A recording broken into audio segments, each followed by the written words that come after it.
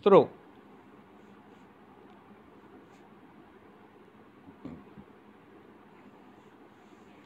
Stroke dalam bahasa orang awam, atau saya akan terangkan dalam bahasa yang mudah difahami oleh orang awam. Biasanya soalan pertama yang saya akan tanya anda semua. Apa organ yang biasanya rosak dalam badan kita yang menyebabkan stroke?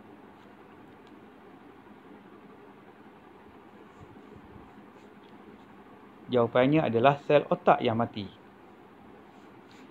Ini adalah gambar rajah keadaan otak kita, otak sebelah kiri dan otak sebelah kanan.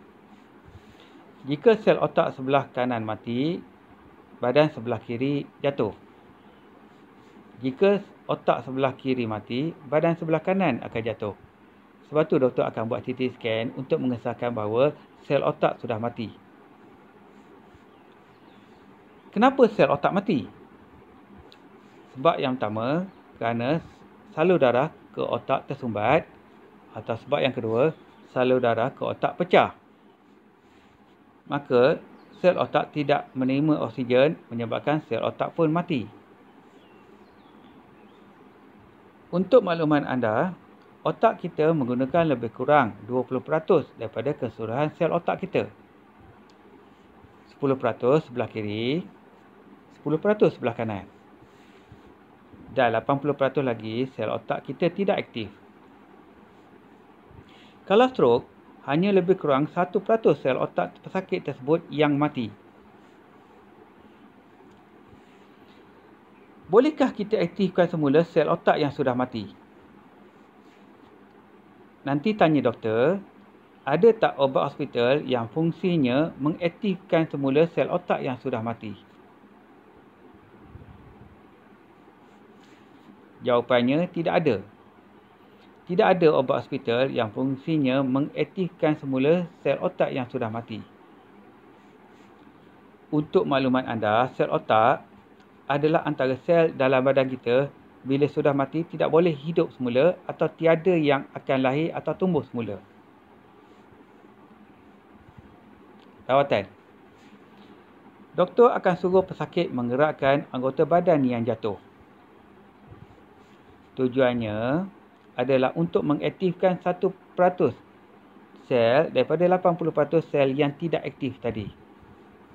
Maka 1% sel yang baru aktif boleh menggantikan 1% sel yang sudah mati tersebut supaya cukup menjadi 10% semula.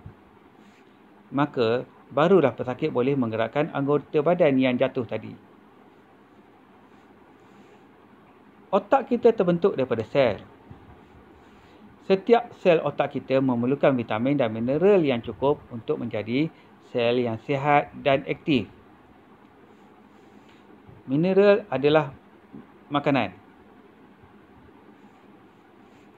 Apakah vitamin dalam makanan kita yang fungsinya mengaktifkan sel-sel dalam badan kita termasuk sel otak kita? Vitamin tersebut adalah vitamin A, B, C, D, E dan sebuah protein. Protein yang berkualiti tinggi dan mineral. Sumber vitamin dan mineral. Kita kena dapatkan sumber vitamin dan mineral yang cukup daripada sumber makanan yang berkhasiat.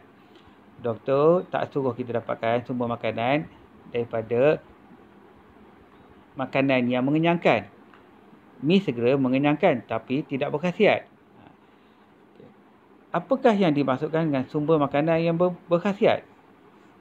Ini adalah sukatan yang ditetapkan oleh Kementerian Kesihatan Malaysia untuk sumber makanan yang berkhasiat, dikenali sebagai suku-suku separuh. Sukatan ini perlu dimakan oleh setiap orang dewasa sebanyak 2 atau 3 kali sehari.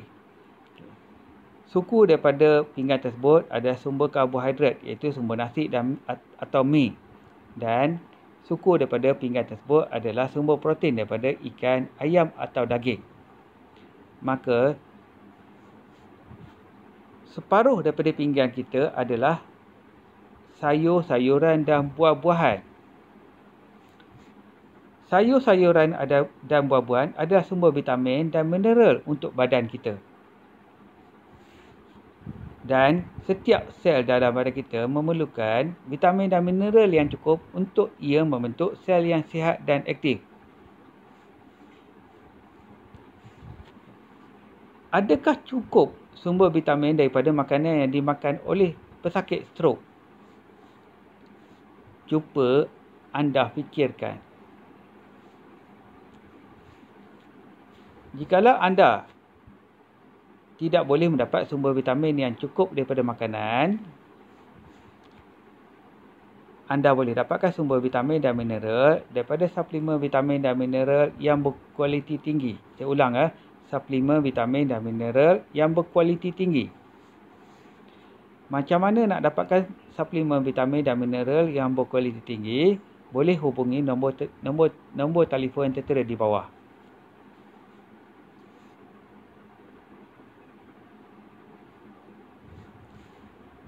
Sekian, terima kasih.